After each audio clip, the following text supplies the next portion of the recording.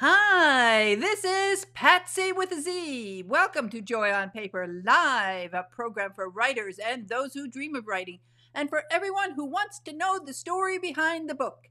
And oh boy, do I have a special guest today. Barbara Hinske is here, and she is going to have a cover reveal for book number 10 in her Rosemond series, and I am so excited. Hi, Barbara. Hey, Patsy, thank you so much for having me on. This is so fun. Well, we love the Rosemont series, and we were waiting and waiting. My sister Natalie, who is the connoisseur of cozy mysteries, is so excited about this one because, well, as you know, she was an accountant. She loved this whole series. We'll see in a minute what's on the cover because the cover is so great. But I just want Thank to you. show people a little bit. This only a few of the book. The Yeah, last book, thank you. number 9, was When Dreams There Be. Yes. And now I am going to da da da da.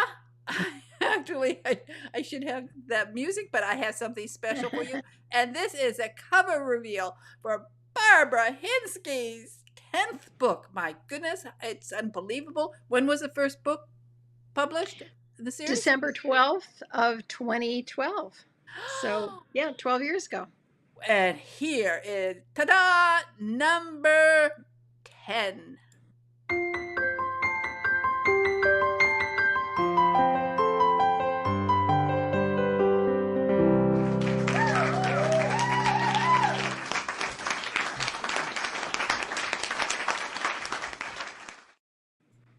Well, there it Thank is. you.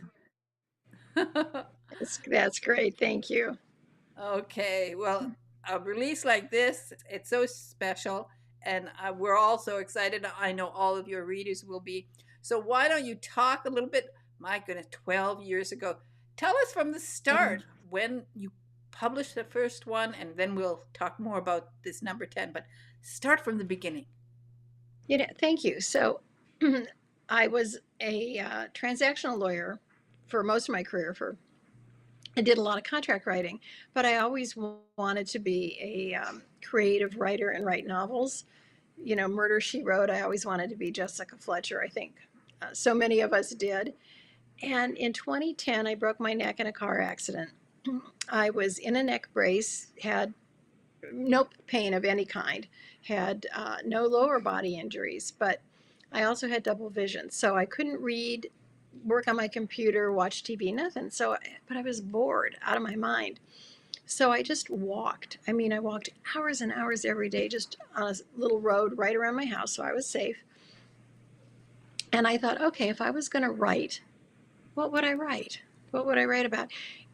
And I came up with the Rosemont series. I like writing series and reading series because I like more than just a one-off. I like a recurring relationship with characters and communities, and I like to see a progression in people's lives, just like there are progressions in our own lives and understanding and growth. So I wanted to write about that, and I um, kind of came up with the ideas for my first Rosemont book, and I thought, well, maybe I'll make it a 5-book series. So I kind of, during all that time while I was walking, came up with sort of a 5-book plot arc.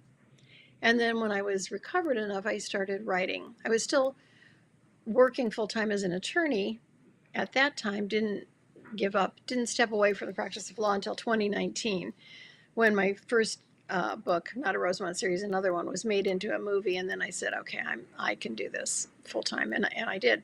So that's how the series started. I originally thought it would be a 5-book plot arc and ended it at book 5, and then had so many people saying, well, no, we want more, we want more. And I thought, okay. And my business advisor said, what is the matter with you, Barb? People want to buy it? Write it. And Yeah, I thought, that's well, a good idea. there's something to be said for that in there. But I thought, I don't want it to be just a rehash of the same old, same old. I need to come up with something different. I mean, as your sister Natalie knows, the protagonist, Maggie Martin, in the entire series was a forensic accountant in her career. I always thought that was a very interesting. I've worked professionally in my legal career with forensic accountants on a number of occasions, and I think, wow, they've got fascinating jobs, detailed but fascinating. So that's what Maggie Martin was, and then I don't want to do any spoiler alerts, but then she changes careers over the series of books, and in the second wave of books now, 6 through now 10, coming up 10, it'll be out October 3rd. Um, she's a college president. And I think that's been an interesting role for her and an interesting world for her to interact with people. And of course, as the series has gone on, I've added lots more characters. And one of my favorite characters, the original bad guy, Frank Haynes, has had a redemptive character arc. So he's become a good guy, and following along his life as he's a good guy, but he still copes with the guilt and the baggage of having done some bad things in his life, which for many people it's hard to put down something that's been a genuine mistake to allow yourself to move forward in a better way. So Well, I guess tell us. that's just a long-winded answer, isn't it? Okay, well, you left us all at book 9, Yeah. When Dreams There Be, and that was a fascinating book. Over the past two, Natalie's gone back and she started from the beginning because she Oh wanted to God. do a little analysis for me. She's making notes, and she's making notes of your best sentences. She's Oh my yeah, gosh. I would love to have her report. I would she's just having love to have so that. much fun with that. So I said, as soon as she's done, Oh, that's and it'll sweet. be sometimes after book 10, because as I said, this is really her series. And then one of the reasons is there is a sewing machine on the cover. Yeah. And that cover is, we just love it because, of course, our grandmother had that sewing machine, and we love that. But she was rereading When Dreams There Be, and she really found that entire plot line so interesting. So maybe take us to book 9, and then you lead us Thank into you. 10. You know, in my books, I always try to shine a light on something that I didn't know about that I think, I wish I had known that. And so in Dreams There Be, the reformed bad guy, Frank Haynes, and his wife have twins, newborn twins. And he ends up suffering from postpartum depression. And so it's kind of, and that is a real thing that is very underreported and undertreated because men feel like, well, I didn't have the baby. I don't have depression. That's ridiculous. So, like a lot of mental illnesses, men who have this suffer in and truly suffer in silence and don't get treatment. And it's horrible for them and horrible for their families. So, I wanted to shine a light on that. And, one of the things I personally love is the idea of finding hidden treasures in an attic. So Rosemond has this great attic that is a bottomless supply of, vintage, valuable hotel silver and paintings and all kinds of stuff. The vintage sewing machine on the cover does not come from Rosemond's attic. There's not a wedding, although there's always a wedding or an engagement in a Rosemond book. This book does not have a wedding, but there's a wedding shop in town, a bridal shop in town, and so I'm bringing the owner of that, Anita Archer, to the forefront, and she's got she inherited this bridal shop from her grandmother and her great grandmother and her mother. Everybody's generations they've worked there. And so in her basement, she has her grandmother's old sewing machines, and then she got interested in it. I got interested in the whole subject of vintage sewing machines as I was doing my research for this book. Because Patsy, you and I were talking offline, our grandmothers both had that sewing machine, and you can't see it very well probably on this screen, but those old singers, the treadle singers, were absolutely gorgeous. And they realized that for the average American home sewer, that sewing machine would sit in their living room and would probably be used on a daily basis. So they wanted to make it beautiful, and it's got gorgeous gold leaf outlined Art Deco designs. It's really pretty. I think you and I both said, "Gosh, we wish we had our grandmother's Yeah. old machine." They And are in beautiful, and I know in yeah, my grandmother's beautiful, house, it was the prettiest thing in her living room. Absolutely. yeah. Well, it's so interesting that they're highly sought after today, not just as collectibles, but I read that any old vintage sewing machine will still work. They were made so well, they can almost all of them can be repaired, um, and they're still functional. I mean, you can't say that about you know the plastic ones today necessarily. So that was interesting, and I also learned that the largest furniture cabinet maker in the United States, probably 150 years ago, was the Singer Sewing Company, because people did have these in their living rooms and they wanted nice looking cabinets for them. And so when furniture was being made sort of in individual little shops, and people would turn out maybe $15,000 worth of inventory a year, Singer had two big factories in the Midwest because it was close to lumber, and they turned out $3 million of sewing machine cabinets a year in each plant. That's just astounding how much they were doing, and they set the standard for furniture cabinet making. Who knew?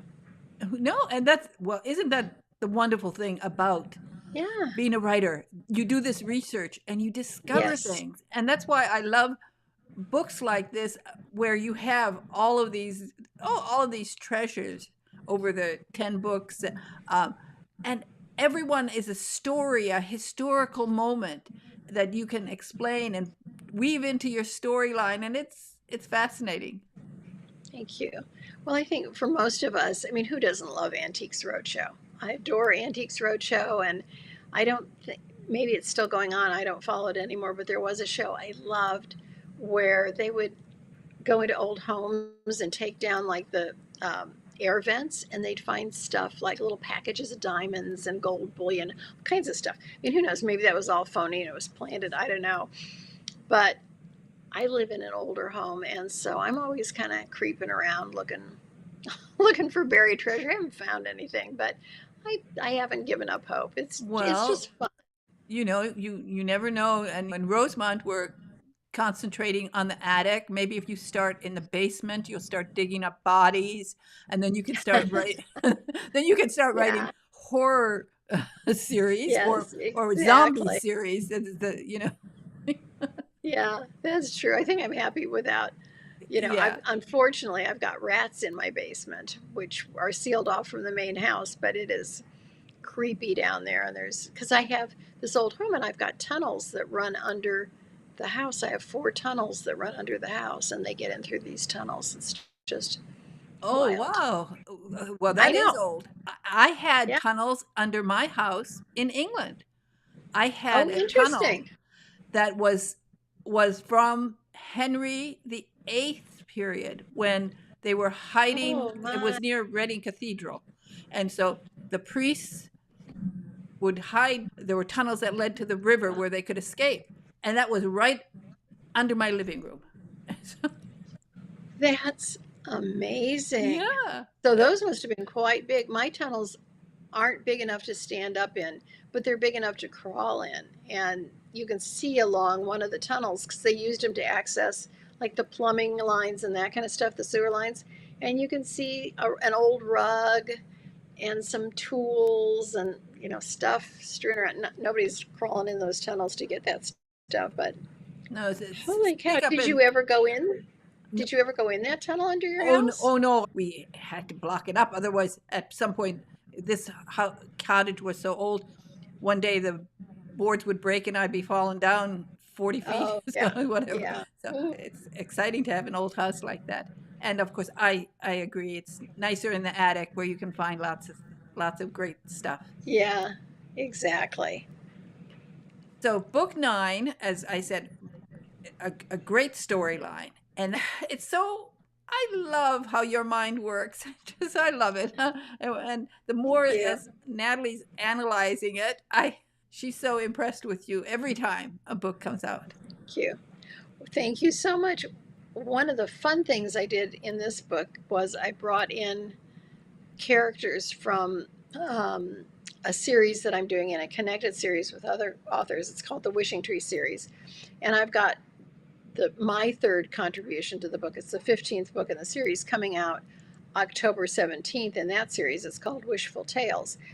And so I have my main characters, Maggie and John, they're in Connecticut, and they're involved with these people in the Wishing Tree series in Linden Falls, Connecticut. And then in this book, which takes place a little bit after Maggie and John return home from Connecticut, then I have some of the characters from that series visit with them in Westbury. So it's my first foray into bringing characters in from different books, but it just felt so organic. I thought I would try it. And I'm trying something else in Waves of Grace, the 10th book, at reader request. And I think I hesitated because I thought, oh, I don't know. Some people don't like this stuff. But sort of sci-fi paranormal stuff, and I don't generally read that. But 2 years ago at Halloween, I wrote a short story called Alistair's Escape. And Alistair is a ghost that lives in the Rosemond attic. He was the longtime butler at Rosemond who passed away, and then he still stayed at the house. And he's kind of a little bit of a mischievous ghost, but he's good-hearted and he's helpful, and he loves his family who lives there. He's got the servant's heart of a butler, and he's still doing that. And people kept saying, well, where's Alistair? I published the 9th book after I wrote that short story, and people were like, well, wait a minute, why wasn't Alistair in the book? And I'm like, well, Alistair's a made-up ghost, come on. But then I thought, all right, and I did a survey, and it was like 90% of the people who responded said, yeah. So I have a few chapters written from Alistair's point of view, and they were just a blast to write, and I think they're charming. And, I can put forth some information from Alistair's point of view, some historical information. So those are the two things new that I'm doing in book 10, and hoping that that's fine with readers. Oh, I'm sure it will be. And what is the release date for that? So this one, Waves of Grace, comes out October 3rd, and then Wishful Tales comes out October 17th. Wow. Oh, what you've done with this series and with all your series, it's so heartwarming to read these books. It's just wonderful.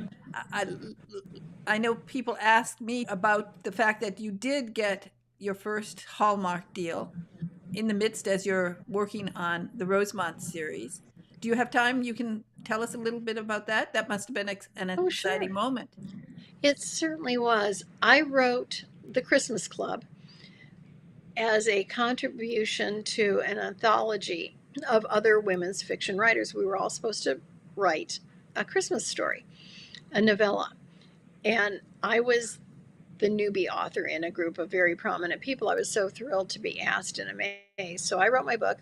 We had a conference call then to talk about our progress. And at that conference call, I was the only one who had actually gotten their book written. And everybody else said, oh, I don't have time this year. Let's push this project off another year.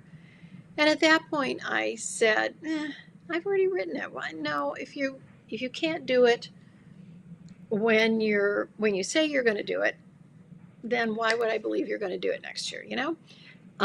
You gals are too busy for this, and you don't really need this project. So I withdrew, and I just self-published it. The Christmas Club is set in 1952, so it's my only historical.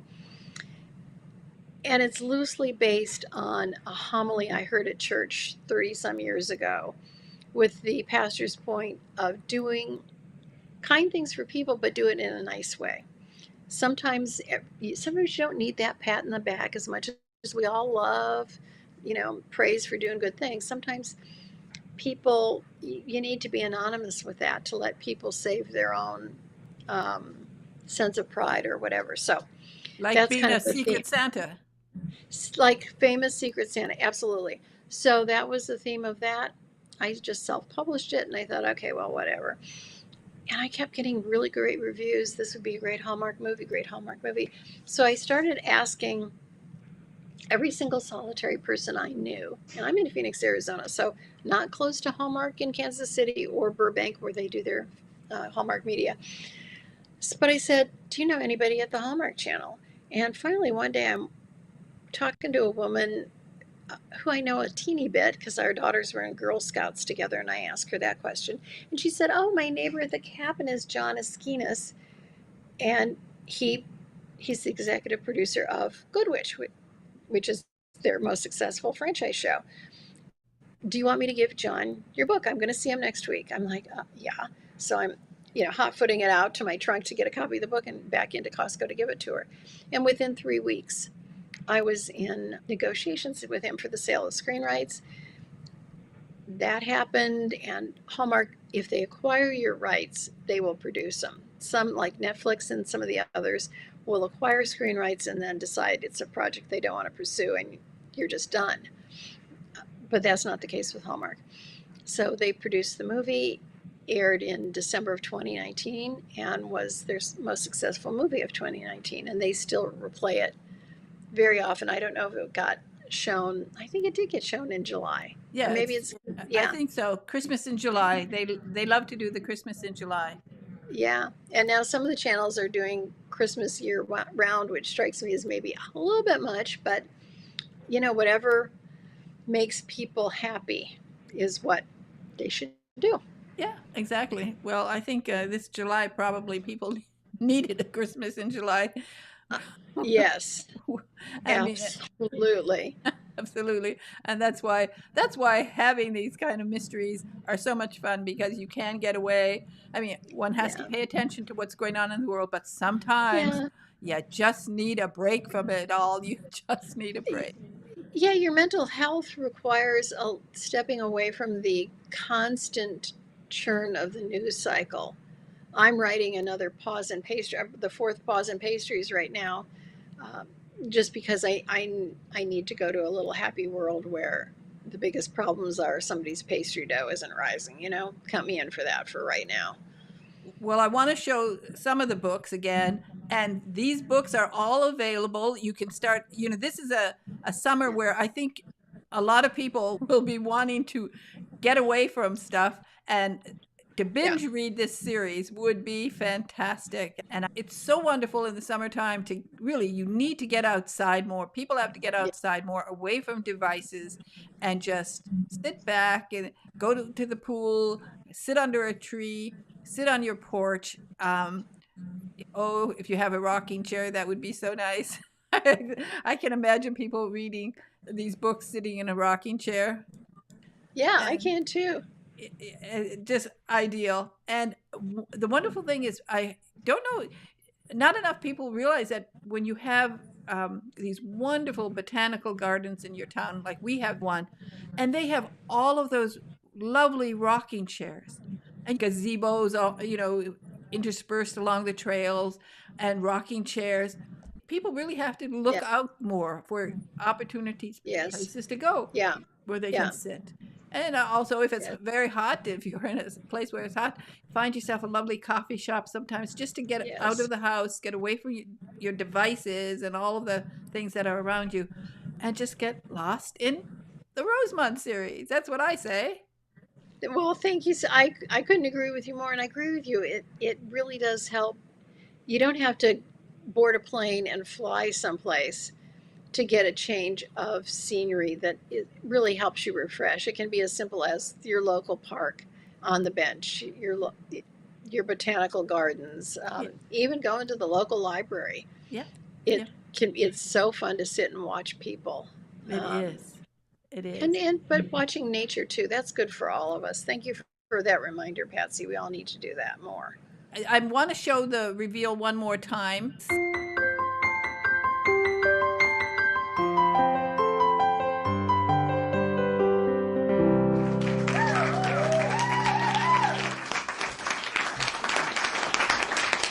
It's lovely. It's very exciting. And I just want to, thank you so much for sharing this on Joy on Paper Live. This is so much fun. I'm having so much fun doing the YouTube channel so that people can see. And I was just talking to another author who was saying that he heard that publishing companies are getting books written by AI. And that's why I started this program really on the 9th anniversary of the radio program, because I want viewers and listeners to see the authors are real and you have this passion. Yes. And Thank you. it's so important that people, I think, Thank you. have this connection. Well, your fans love you. Yeah, and I adore because them. you have so many fans, and I know that they just love to see you. Well, this has been so nice, and you are so incredibly supportive of writers, which is absolutely lovely. Absolutely lovely. And AI has its place, but it's not in writing novels. And they're not very good. So I'm They not can too get worried it. about I it. mean, But nonetheless, just to think of all the things that are in your mind, all the things you know. And as yeah. you said, when you started Rosemond, it came partly because you had worked with forensic accountants, and they Yes. do have an interesting life. They snoop into everything. Yeah. It actually is a fun job. You think of it as sort of a boring job. You're not an accountant, but a forensic accountant finds out a lot of stuff. Yeah.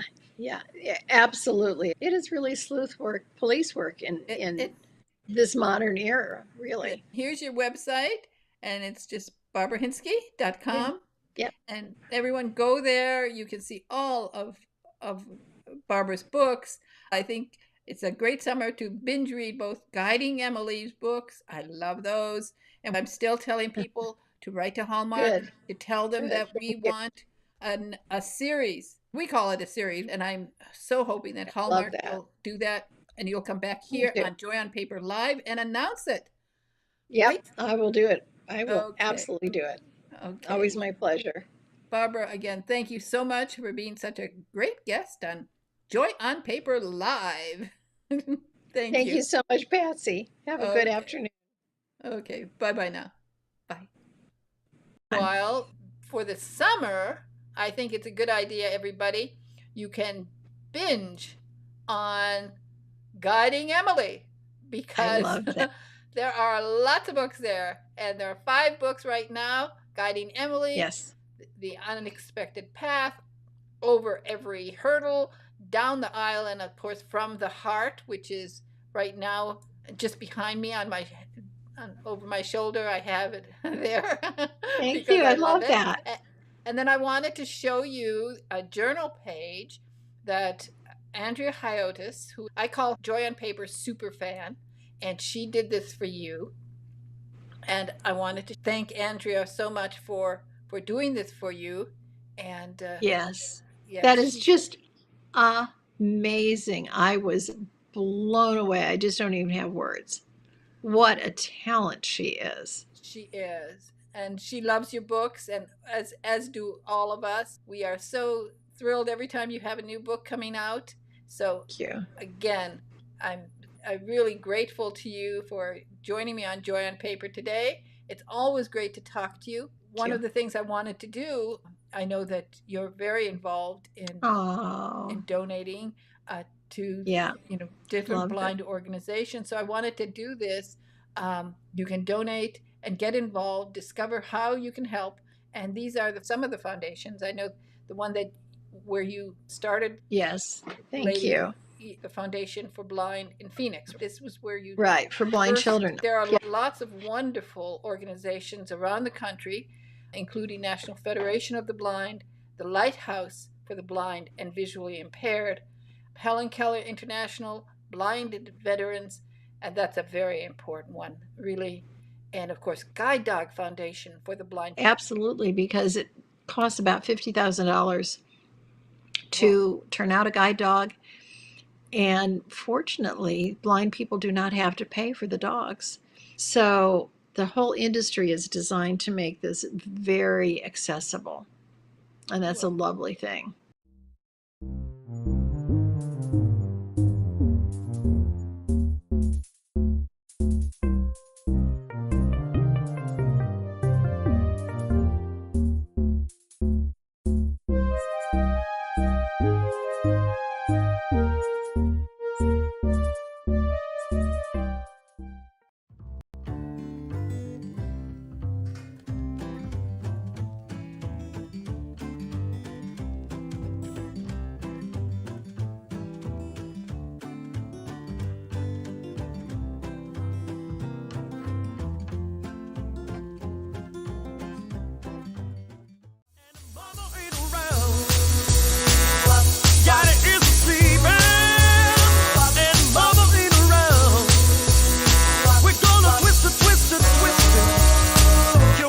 the house.